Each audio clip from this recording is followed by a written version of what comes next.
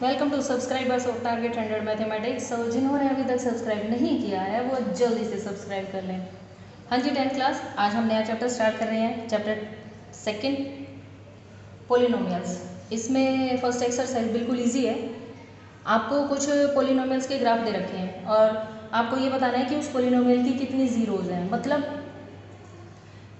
ऐसे कितने पॉइंट हैं जिन्हें अगर उस पोलिनोमियल में पुट कर दिया जाए तो आपका आंसर जीरो आएगा।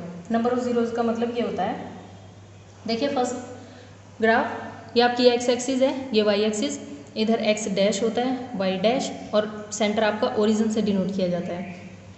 अब इस ग्राफ ने एक्स एक्सिस को किसी भी पॉइंट पर नहीं कट किया है।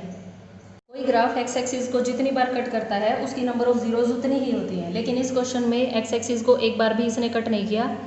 It means there are no zeros. इस पोलिनोमियल की कोई जीरो नहीं है, कोई ऐसा पॉइंट नहीं है जिसको इस पोलिनोमियल में पुट कर दिया जाए तो आपका आंसर जीरो आ जाएगा। सेकेंड ये ग्राफ देखिए, x axis, x dash, y, y dash, center आपका ओरिजिन। इस ग्राफ ने एक्स एक्सिस को एक बार कट किया है, ठीक है। अगर एक बार कट किया है तो नंबर ऑफ जीरोज कितनी हो जाएंगी, 1। इस केस में आपकी नंबर ऑफ जीरोज हैं 1। फर्स्ट में आपकी कोई भी जीरो नहीं है।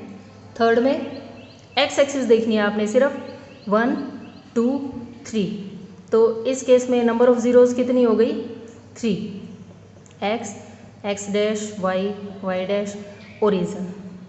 अंडरस्टैंड।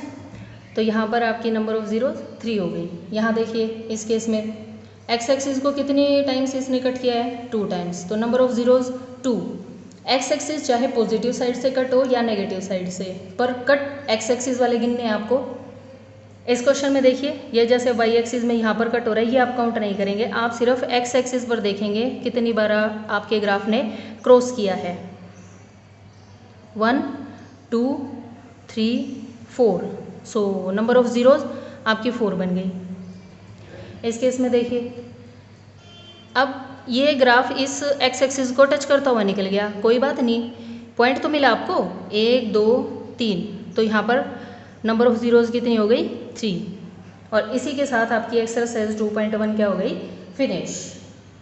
चलिए अब शुरू करते हैं एक्सरसाइज 2.2। आपके पास जनरल क्वाड्रेटिक इक्वेशन ये होती है, a x square plus b x plus c. X square के कोफिशिएंट को ए माना जाता है, एक्स के कोफिशिएंट को बी और कांस्टेंट टर्म को सी से डिनोट किया जाता है। ये आपके पास एक पोलिनोमियल है, इसमें सम ऑफ जीरोज, क्या ये रूल है, माइनस बी बाई ए। आप यहाँ से बी लेंगे यानी कोफिशिएंट ऑफ एक्स, और ए का मतलब coefficient of x square minus b by a. ये आपका सम ऑफ जीरोज का रूल होता है। प्रोडक्ट ऑफ जीरोज में क्या होता है, constant term upon coefficient of x square यानी सी अपॉन ए। अंडरस्टैंड। अब आपको एक पोलिनोमियल ये दे रखी है, देखिए हम इसके जीरोज कैसे फाइंड करेंगे। X square minus 2x minus 8, ये आपके पास एक पोलिनोमियल है। अब बताइए इसमें a की वैल्यू, a क्या होता है, एक्स स्क्र का कोफिशिएंट। जब कुछ नहीं लिखा होता तो वहाँ पर हम 1 मान लेते हैं, यानी a की वैल्यू 1, b की वैल्यू -2 विद साइन, कोफिशिएंट हमेशा विद साइन लिखे जाते हैं। c की वैल्यू -8, ये आपका -8 आ गया। अभी जो हमने फॉर्मूला पढ़ा था सम ऑफ जीरोज का, वो क्या था, b अपॉन a, लेकिन विद नेगेटिव साइन। b क्या है, -2 और a 1, और माइनस आपको भी लगाना है, तो माइनस माइनस क्या बन गया, प्लस, ये क्या बन गया 2। ये आ गया आपका sum of zeros. Product of zeros में क्या लिखेंगे, इसको हमने p से डिनोट कर दिया, constant term upon coefficient of x square, it means -8 divided by 1, ये आपका -8 ही रहेगा, ठीक है। अब हम इस पोलिनोमियल की जीरोज फाइंड आउट करते हैं, तो इसके लिए आप पी एक्स को 0 के इक्वल रखेंगे। ये पोलिनोमियल आपने 0 के इक्वल रख दी। अब आपको ऐसे दो नंबर फाइंड करके आने हैं जिनकी मल्टीप्लाई आती हो -8 और ऐड या सब्ट्रैक्ट करने से क्या आता हो, -2। हाँ जी, देखिए बड़ा सिंपल सा मेथड है इन फैक्टर्स को ढूंढने का। आपको मल्टीप्लाई 8 चाहिए, आप 1 से शुरू कर दीजिए। 1 को किससे मल्टीप्लाई करेंगे कि 8 आए, 8 से। 2 को किससे मल्टीप्लाई करेंगे कि 8 आए, 4 से। फिर 3, फिर 4, 4 आपका रिपीट हो गया। बस अब आगे आपको कोई फैक्टर नहीं लेने हैं। अब इन दोनों में से आप वो नंबर फाइंड करेंगे जिनको ऐड या सब्ट्रैक्ट करने से आपका 2 बन रहा हो, ठीक है। अब बताइए 8 + 1 9 और 8 - 1 7, यहाँ तो आपका 2 नहीं बना। यहाँ देखा आपने 4 में से अगर आपने 2 को सब्ट्रैक्ट कर दिया तो आपका 2 बन जाएगा, ठीक है। 4 माइनस 2 2 होता है। अब एक बात ध्यान से देखिए, आपको 2 किसका चाहिए? माइनस का। आंसर में आपको यहाँ माइनस चाहिए। इट मीन्स आप जो माइनस है वो 4 के आगे लगाएंगे, ठीक है। -4 + 2 की वैल्यू -2 होती है, क्योंकि जो नंबर बड़ा होता है उसके आगे जो साइन होता है वही साइन आपका आंसर में आता है। अंडरस्टैंड?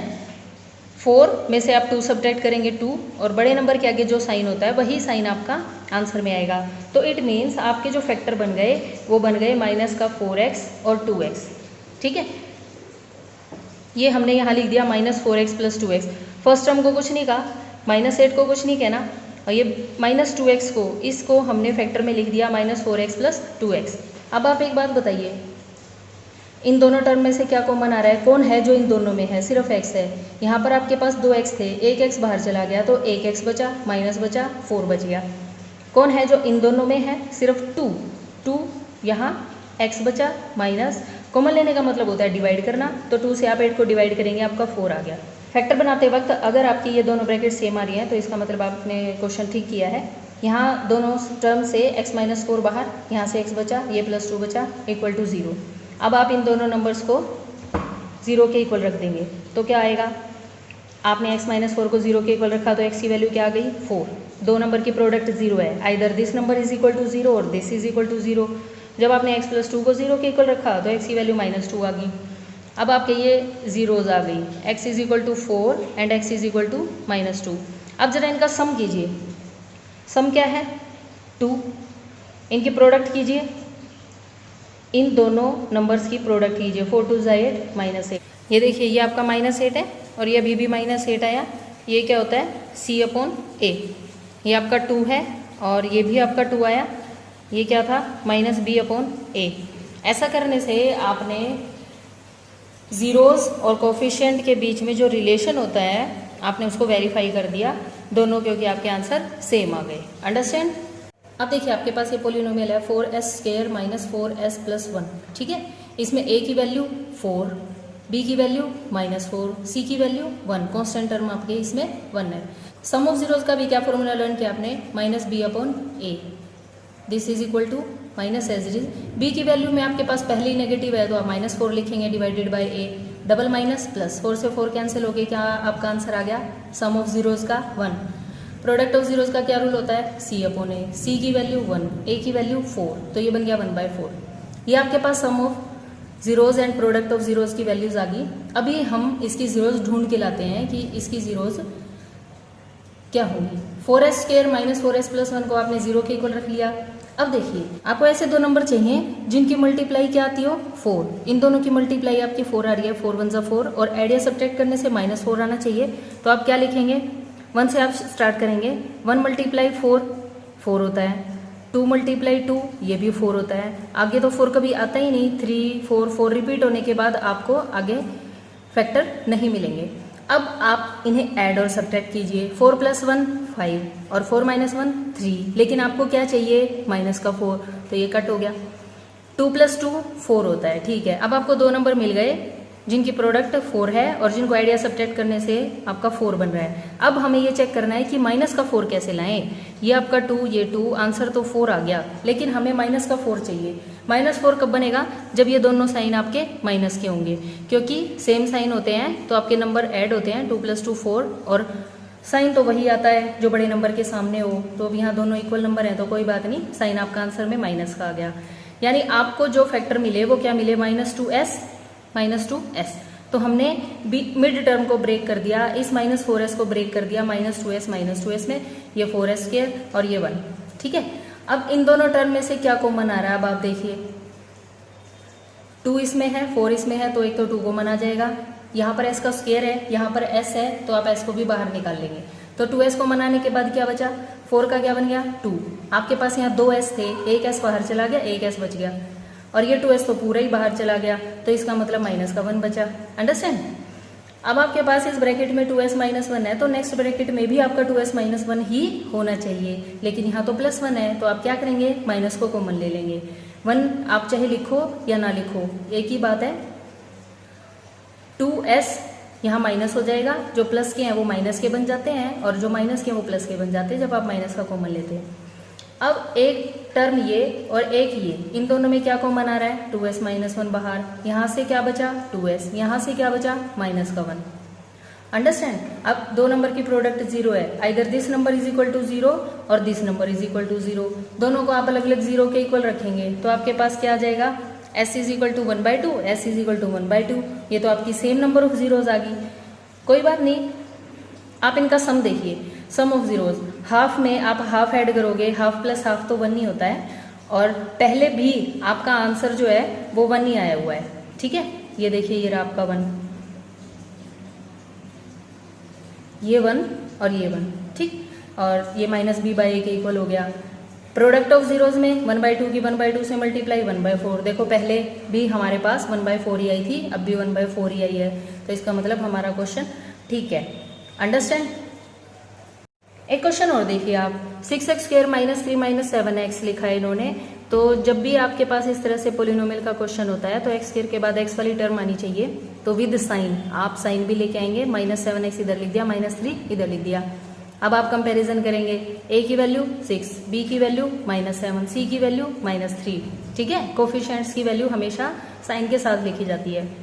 सम ऑफ जीरोज को हमने s से डिनोट कर दिया, s का क्या रूल था, -b by A, minus b की वैल्यू -7 अपॉन a यानी 6, डबल माइनस प्लस हो जाता है 7/6। प्रोडक्ट ऑफ जीरोज में c बाई ए, c की वैल्यू -3, a की 6 तो -3/6, 3 1 3, 3 2 6, ये आपका माइनस का 1/2 आ गया। अंडरस्टैंड। अब अपने पोलिनोमियल को किसके इक्वल रखना है, अब आपको जीरो के। हमने क्या किया अब तक, हमने सम ऑफ जीरोज और प्रोडक्ट ऑफ जीरोज का फॉर्मूले से आंसर कैलकुलेट किया है, और अब हम इसकी जीरोज कैलकुलेट करेंगे और फिर उनका सम और प्रोडक्ट चेक करेंगे क्या वही आ रहा है जो आपका पहले आया है। देखिए अब आपको ऐसे दो नंबर फाइंड करने हैं जिनकी मल्टीप्लाई 18 आ रही हो, 6 3 18, और एडिया सब्ट्रैक्ट करने से क्या आता हो, -7। अब 18 देखिए, 18 कब कब आता है, 1 मल्टीप्लाई 18 होता है। 2 को किससे मल्टीप्लाई करें कि 18 आए, 9 से। 3 को किससे मल्टीप्लाई करें कि 18 आए, 6 से। 4 के टेबल में 18 नहीं आता, 5 में नहीं आता, 6 में आता है, लेकिन 6 हमारा पहले आ चुका है, तो अब आपको और आगे फैक्टर नहीं ढूंढने, इन्हीं में से आपका एक आंसर होगा। अब आपको ऐसे दो नंबर चाहिए जिनको ऐड या सब्ट्रैक्ट करने से क्या आ रहा हो, 7। देखिए 18 + 1 19 और 18 - 1 17, ये तो 7 नहीं आया। 9 + 2 11, 9 - 2 7, यहाँ आपका 7 बन रहा है। 6 + 3 9, 6 - 3 3, ये भी आपके 7 आंसर नहीं दे रहा, तो ये भी कैंसिल हो जाएगा। ठीक है, अब आपको 2 और 9 मिल गए। अब आप ये बताइए 7 के आगे आपको क्या चाहिए, माइनस, तो ये 2 है, ये 9 है, आंसर आपका 7 आएगा। ठीक है, किसका, माइनस का। तो आंसर में माइनस कब आता है, बड़े नंबर के आगे जो साइन होता है वही आएगा, तो बड़ा 9 है तो आप 9 के आगे माइनस लगा दीजिए। ठीक है, तो अब आपके दो फैक्टर क्या बन गए, 2x और -9x, जो आंसर हमें दे रहे हैं माइनस का 7x। इन दोनों में क्या कॉमन आ रहा है, कौन सा ऐसा टेबल है जो 6 और 9 दोनों को डिवाइड करता है, 3 और x भी आपने कॉमन निकाल लिया। कॉमन निकालने का मतलब होता है डिवाइड करना। 3 से आपने 6 को डिवाइड किया 2, 3 से 9 को डिवाइड किया 3। अब इस ब्रैकेट में आपके पास 2x - 3 है, और इस वाली में कुछ कॉमन आ ही नहीं रहा तो आप 1 लिख लेंगे और 2x - 3 बना देंगे। ये दोनों ब्रैकेट, यहाँ से 2x - 3 कॉमन, यहाँ से 3x बचा और ये प्लस का 1 बचा। ठीक है, either this number is equal to 0 और this number is equal to 0। Minus का 3 राइट साइड जाके प्लस का, मल्टीप्लाई वाले डिवाइड में, ऐसे ही प्लस का 1 उधर जाके -1, और मल्टीप्लाई वाला 3 डिवाइड वाले 3 में। ये दोनों आपकी जीरोज हैं। अब आपको इनका सम चेक करना है। सम क्या होगा, इन दोनों को आप ऐड कर दीजिए, 3/2 - 1/3। एलसीएम क्या आएगा, 2 और 3 का क्या एलसीएम होता है, 6। 2 से इसको डिवाइड किया आपने, 3 आया, 3 3 9। ठीक है, 3 से आप इसको डिवाइड करें 2, 2 1 2, 9 - 2 की वैल्यू 7 अपॉन 6, और पहले भी आपकी 7 अपॉन 6 ही आई है, तो ये -b बाई ए के इक्वल हो गया। सिमिलरली हम प्रोडक्ट के लिए चेक करेंगे, आप इन दोनों की प्रोडक्ट कर दीजिए, 3 से 3 कैंसिल हो जाएगा आपका, -1/2 आया, पहले भी आपका यही आया था, it means c upon a। ठीक है, इस क्वेश्चन के बाकी के पार्ट्स आप खुद ट्राई करेंगे। अगर कहीं पर भी कोई प्रॉब्लम आती है तो फिर आप मुझे कमेंट सेक्शन में बताएं। अंडरस्टैंड।